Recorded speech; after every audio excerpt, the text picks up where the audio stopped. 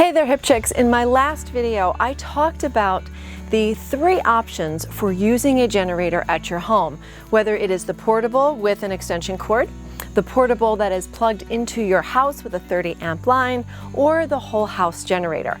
This week, I want to talk to you about the safety aspects of using a portable generator.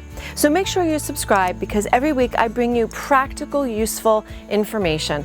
My whole goal at Hip Chicks is to make sure I save you money, stress, and time, and keep you safe. So let's review the 7 tips to make sure that you are safe the next time you operate a portable generator.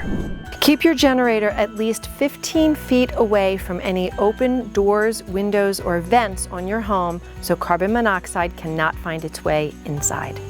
Be sure that you operate your generator in dry conditions. Never use it in active rain or snow. It must be covered with a canopy.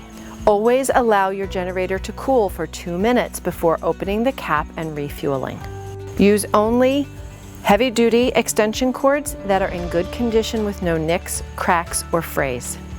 Be sure to turn off the power main if you are using an interlock system with a 30 amp cord.